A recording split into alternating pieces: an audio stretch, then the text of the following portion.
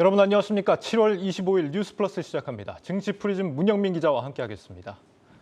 문 기자, 요 며칠 코스피가 2,400선을 계속 넘나들면서 횡보하고 있는데 오늘은 또 코스피가 좀 올라줬습니다. 지금 외국인들이 좀 들어오고 있다고요? 네, 지난주에 이어서 오늘도 외국인의 매수세가 두드러졌습니다. 예. 이 개인이 오늘 2,857억 원 팔아치운 반면에 이 외국인은 960억 원 사들인 건데요.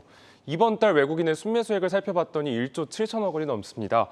올해 상반기 16조 원 순매도한 것과는 좀 대조적인 모습을 보이고 있는 겁니다. 네, 외국인들이 지난 8거래일 중에 하루 빼고는 계속 사들이고 있는 모습입니다.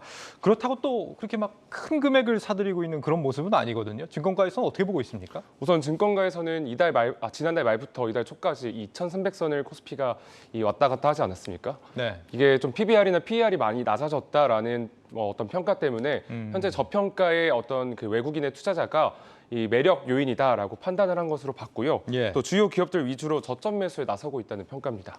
네, 외국인들이 어떤 종목을 주로 많이 샀습니까? 그러면? 우선 코스피 시가총액 상위주 위주로 집중 매수하고 있는 것으로 파악이 됐습니다. 예. 이 7월 달 외국인 순매수 상위 종목을 살펴봤더니 1위는 삼성전자였습니다. 그동안 개인만 꾸준히 사들였던 것과는 좀 다르게 이번 달 들어서 외국인의 이 매수세가 두드러졌고요. 예. 2위 역시 같은 반도체 기업인 SK 하이닉스였습니다. 이번 달 주가 상승률을 살펴봤더니 삼성전자가 8%, SK 하이닉스가 11%에 달했습니다. 이 두 종목이 코스피 전체 시총에서 20% 이상을 차지하고 있는 만큼 이들 기업에 대한 어떤 순매수액과 상승률이 이 코스피 전체를 견인했다고 평가가 나오고 있습니다. 네, 또 보니까 삼성 텍사스 그 오스틴 공장 그쪽에 반도체 설비를 투자를 하는데 세금 감면 신청서를 한 11건 정도 삼성전자가 제출을 했다고 하고 뭐 최대 한 2천억 정도 규모가 된다는 소식이 들리고 있습니다.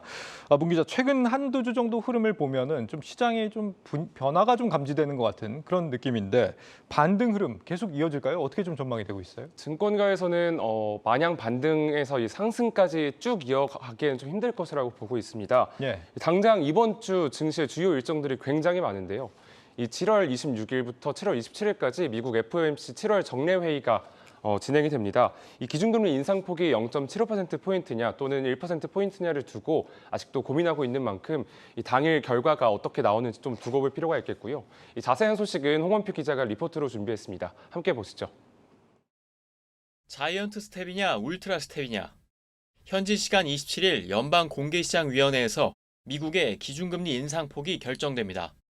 일단 시장은 75bp 인상, 자이언트 스텝에 무게를 두고 있습니다. 6월 소비자 물가지수가 사상 최고치를 찍으면서 2주 전만 해도 100bp 인상 가능성이 적지 않았지만 경기 침체로 가면 안 된다는 우려에 75bp 인상 가능성을 80% 정도로 보고 있습니다. 예상대로 간다면 증시에는 큰 충격을 주지 않을 것으로 보입니다. 현재 상황에서 미국 물가가 좀 안정되고 에너지 가격도 잡혀가고 기준금리 인상도 여기서 슬슬 마무리되어 간다. 이렇게 하면은 그렇게까지 우려할 만한 일은 없을 것 같다. 다만 전문가들은 러시아 우크라이나 전쟁 장기화와 중국의 코로나19 봉쇄 등으로 인한 글로벌 경기 부진으로 단기에 우상향하기는 어려울 것으로 내다봤습니다. FOMC와 함께 이번 주에는 증시에 영향을 줄 대형 IT 회사들의 실적 발표가 줄줄이 예정돼 있습니다. 26일에는 알파벳과 마이크로소프트, 27일에는 메타, 28일에는 애플과 아마존입니다. 월가에서는 대부분의 빅테크 기업 실적이 지난해보다 부진할 것으로 전망하고 있습니다. 우리나라에서는 반도체 투톱 삼성전자와 SK 하이닉스가 각각 28일과 27일 2분기 실적을 발표합니다. 특히 미국 텍사스에 반도체 공장을 만들 예정인 삼성전자는 26일 미국 상원에서 반도체 지원 법안이 통과되면 수혜를 입을 것이라는 분석입니다. 증시에 영향을 미칠 대형 이벤트 소식에 투자자들의 이목이 집중되고 있습니다. 한국경제TV 홍원표입니다. 네, 이어서 미국의 2분기 국내 총생산과 또 미국 6월 개인 소비 지출도 이번 주에 발표가 됩니다. 경기 침체와 인플레이션 수준을 파악할 수 있는 주요 지표인 만큼 이 증시를 움직일 주요 변수가 될 전망입니다. 네, 옐런 재무장관이 경기 침체 없을 거다라는 발언을 하면서 연준의 걱정 말고 물가만 잡아라 이런 시그널을 계속해서 보내고 있는데 전문가들은 또 침체 국면에 들어간다고 보는 시각들도 많습니다. 그런 의미에서 2분기 GDP 마이너스냐 아니냐에 좀 시장이 적지 않게 영향을 받을 수도 있겠고 또 이번 주에 이제 미국의 빅테크 기업들 실적 발표, 이것도 경기 침체를 판단하는 지표가 될 수 있겠는데요? 맞습니다. 충분히 증권업계에서는 해당 기업들의 실적이 이 상반기 그리고 하반기에도 이 경기가 침체 국면에 들어섰냐 아니냐를 평가할 수 있는 주요 지표라고 말합니다. 예. 당장 이번 주에 이제 굵직한 미국 빅테크 기업들의 실적이 발표됐는데요. 26일에는 구글과 마이크로소프트가, 27일에는 메타플랫폼스, 28일에는 아마존이 실적을 발표합니다. 이 시장에서 바라보는 해당 기업들에 대한 눈높이가 상대적으로 예전과 비교해서 많이 낮아졌습니다. 네. 이 마이크로소프트를 제외하고는 이 세 기업 모두 주당 순이익이 지난해 같은 기간과 비교했을 때 큰 폭으로 하락을 했고요. 특히 아마존은 80% 이상 하락하는 모습을 보여줬습니다. 아마존은 왜 이렇게까지 낮아진 겁니까? 아무래도 이 온라인 유통 기업인데 현재 뭐 인플레이션과 경기 침체 우려가 있기 때문에 사람들이 소비자들이 온라인 뭐 쇼핑을 좀 줄이고 오프라인 활동이 좀 더 많아지면서 이 해당 기업에 대한 주당 순이익이 낮아진 것으로 보입니다. 네. 이렇게 된다면 우리 빅테크 기업들도 실적에 영향을 안 받을 수가 없겠는데요? 맞습니다. 우선 실적 얘기하기 전에 주가 얘기를 좀 해보겠습니다. 네. 이 미국 빅테크 기업들이 시장 전망치에 부합하는 수준의 어떤 실적을 내놓는다면 네이버와 카카오의 주가에 좋은 영향을 미치겠지만 그렇지 않는다면 실제로 하락하는 모습들을 보여줬습니다. 이게 알파벳 1분기 실적이었는데요. 예. 전년 동기 대비 8.3% 하락한 164억 3,600만 달러의 순이익을 보였습니다. 이 발표가 4월 26일에 있었는데요. 그러니까 우리나라 시각으로 4월 27일에 공개가 됐습니다. 이 주가를 봤더니 당일 이 알파벳의 실적이 발표된 당일에 네이버는 2.26% 내렸고요. 카카오도 2% 하락하는 모습을 보여줬습니다. 주가가 실제로 좀 연결이 돼 있다 이런 느낌을 주는 부분인 거고 이번에 그렇다면 네이버, 카카오 실적은 어떨까요? 실적도 안 좋을까요, 우리도? 아무래도 증권업계가 분석하기로는 미국 빅테크 기업 역시 좀 성장세가 둔화되는 국면이다 보니 우리나라 기업 역시 피할 수는 없다라는 평가를 내놓고 있습니다. 네. 우선 네이버는 다음 달 5일에 실적을 발표하고요. 카카오는 하루 앞선 4일에 실적을 발표할 예정입니다. 이 시장에서 바라본 매출액과 영업이익을 살펴봤더니 이 영업이익은 전년 동기 대비 네이버는 2.9% 상승한 3,400억 원 가량을 기록할 것으로 보이고요. 카카오는 1,758억 원으로 전년 대비 8.1% 상승할 것으로 전망을 했습니다. 예, 영업이익이 생각보다 나쁘진 않은데 어쨌거나 선방한 거 아닙니까? 상승했으면? 그러니까 수치 자체로는 이 2분기 실적이 나쁘지는 않다라고는 볼 수 있겠지만 이 증권업계가 꼬집어서 말하는 거는 성장세가 둔화하고 있는 것에 좀 주목을 할 필요가 있다라는 말을 내놨는데요. 네. 이게 실적 성장률을 좀 가져온 수치입니다. 지난해 2분기 네이버의 영업이익은 9%, 전분기 대비 9% 상승했는데 올해 2분기를 봤더니 2.9% 상승에 그칠 것으로 증권가는 전망을 했고요.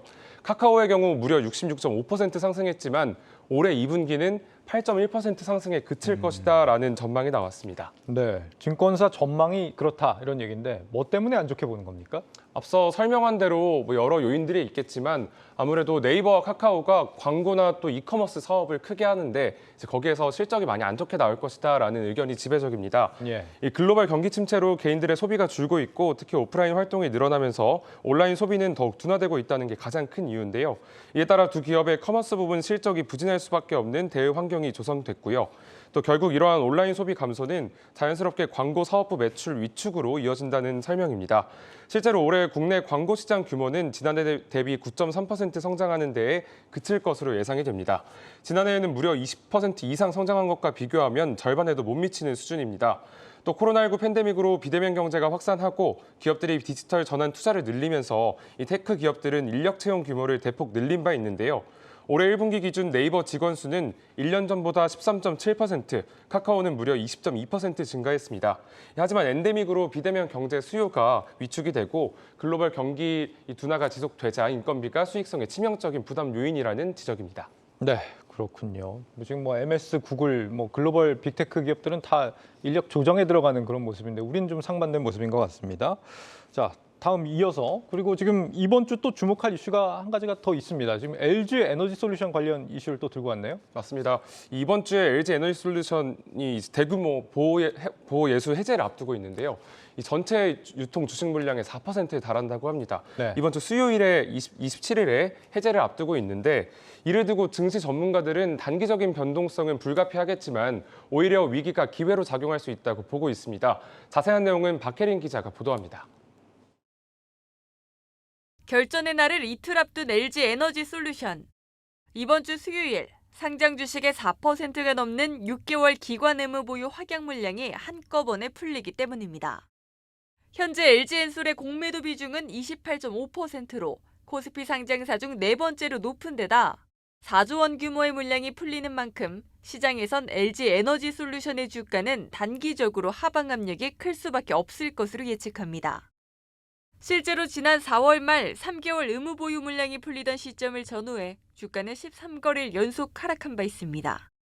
5배가 더 많이 풀려요. 아마 뭐 더 빠져서 시작 가능성이 높은데 지금 시장은 뭐 30% 넘게가 빠졌는데 LG엔솔은 공모가 기준으로는 어제공원에 30%가 올랐잖아요. 그렇기 때문에 차익 실현 물량이 나올 수밖에 없다라고 보고 있고요. 지수에서의 LG에너지 솔루션의 편입비가 계속 줄줄이 올라갈 거다. 다음 날부터는 급격하게 이제 매수 우위 수급으로 변화가 될 것 같습니다.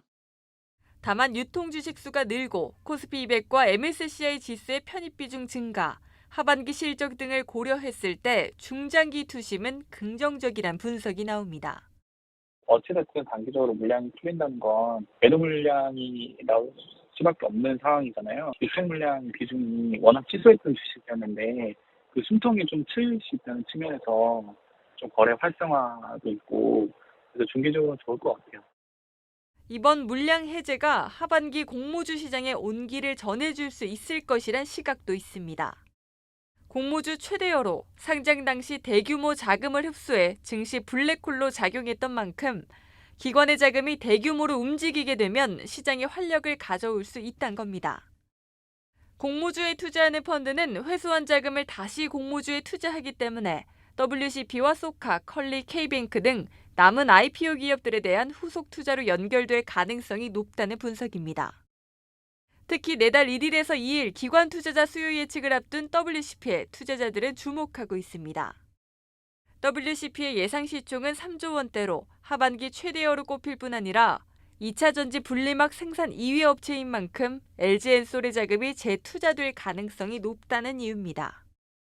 올 초 시중자금의 블랙홀로 작용하며 수급을 교란시켰던 LG엔솔. 이번엔 유동성 공급으로 시장에 활력을 줄 수 있을지 주목됩니다.